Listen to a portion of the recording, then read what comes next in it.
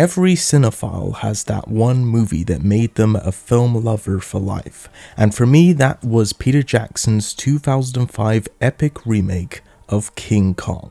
I don't think any other film has had as much emotional resonance for me as this one, and I think it may even be my all-time favorite film, as it captured my imagination and took me to a completely different world of which I simply could not get enough of.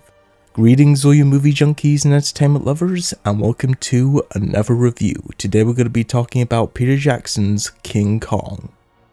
The film takes place in 1933 Great Depression, New York, and follows vaudeville actress Ann Darrow, who has a chance encounter with filmmaker Carl Denham, who recruits her to star in an adventure film he plans to make overseas. But unbeknownst to her, playwright Jack Driscoll and the rest of the crew of the SS Venture, they head towards Skull Island, a mysterious, uncharted land that no one has ever said to have returned from, where Anne gets kidnapped by hostile natives who offer her as a sacrifice to their god Kong, a 25-foot gorilla who takes a liking to Anne. Jack then desperately tries to save her by leading a rescue mission with some of the crew into the heart of the island, where they encounter various forms of hostile prehistoric life. Development on the film first began in 1995 when Universal Pictures approached Peter Jackson to direct. The project then stalled in early 1997 as several other giant monster-related films went into production at the same time, such as TriStar's remake of Godzilla and Disney's remake of Mighty Joe Young, both of which were not particularly well received at the time, which made Universal back down from wanting to move forward with a remake of King Kong, and Peter Jackson would go on to direct the Lord of the Rings trilogy. Universal then went back to Jackson in 2003, expressing interest in restarting the project. And the project became the most expensive film ever produced at the time of its release, at a record-breaking $207 million. This is a film that I watched so many times growing up, and the first time I watched the extended version of the film, I disliked it because I had seen the theatrical version so many times that the added scenes felt awkward and strange to me. But now, when I rewatch the film, I find myself always watching the extended version just so I can get as much as this story and this world as possible. I just love the whole world and environment that this film is set in. I find both the luscious jungle ruins of the slowly sinking Skull Island and the grand 1930s Great Depression era New York to both be endlessly fascinating. And a large part of that is just because it was made to be so immersive. You can really tell that they put a lot of work and effort into building the lore and history of Skull Island and making it seem as real as possible. And as a kid watching this, I so wanted to explore Skull Island more than anything. The closest that I got was the PS2 tie-in video game, which is almost its own version of the story by itself. I would absolutely die to have a new open world game set in this version of Skull Island, but judging by the most recent Kong games we've gotten, I shouldn't be expecting much in the near future. I think I have more nostalgia personally for this film than any other, mainly because of just how much has been a part of my life. And I can't help but think back to certain chapters of my life when rewatching this, because despite how we change and the world around us does, the movies we love always stay the same.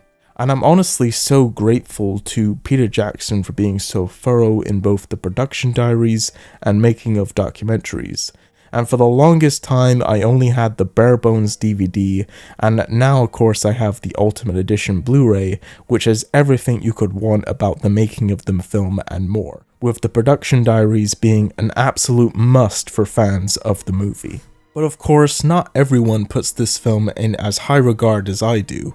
The most common complaint I've seen when it comes to this movie is of course the 3-hour runtime, which I can understand. I mean, pretty much any film that's 3 hours has at least a couple people not wanting to watch it, because it's really difficult, especially if the overall tone and story isn't your fancy, then a film that's over 3 hours long is simply going to be a chore to sit through, Even films with stories that you are interested in can be a difficult watch at 3 hours long. Personally myself, I love long epics, and this film certainly is that. But I also can't help but be amused when people who do complain about the runtime are often referring to the theatrical version, which is technically the cut down version of the film. Another issue I've seen before is that many complain that Anne should have broken bones from being thrown around a lot throughout the film, and this coming from a movie that has an island of dinosaurs, giant bugs, and giant gorilla, and yet that is the thing that people apparently find hard to believe.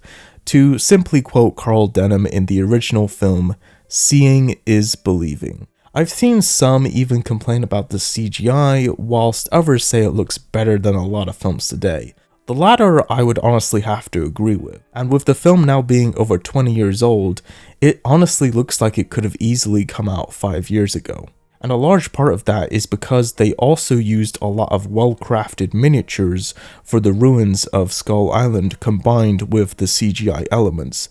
I would even argue that if you think that this is bad CGI in any way, shape, or form at this point of time, then honestly you simply don't know what bad CGI is. Go watch The Lawnmower Man and then come back and tell me that you still think this is bad CGI. Overall, I simply can't express into words how much this film really means to me. Even if this review was to be the same runtime of the movie itself, I probably still wouldn't really be able to convey what it really means to me. It's a film where just every single element works really well for me, including the incredible James Newton Howard score, which simply could not fit more perfectly with the images on screen. And of course, Peter Jackson's love for King Kong, which really changed my own life. And I think the reason that I just love the story of King Kong is because there's so many aspects of the character and story that just kind of resonate with me in general. The main message of the story overall being that there's no jungle more deadly than civilization itself. It is in many ways the ultimate story about not fitting in. I honestly don't think I could say that I've ever loved and learned so much from one movie than this one. To me, it is simply one of the greatest cinematic stories that's ever been told, and this, to me, is easily the most dedicated, expansive, and best version of that story that there is. But this film, of course, like so many others, may not be for everyone, but to me, it is pure magic. Thanks for watching this review. Be sure to subscribe for more videos, and until next time, be sure to consume as much entertainment as humanly possible, and I'll see you in the next video.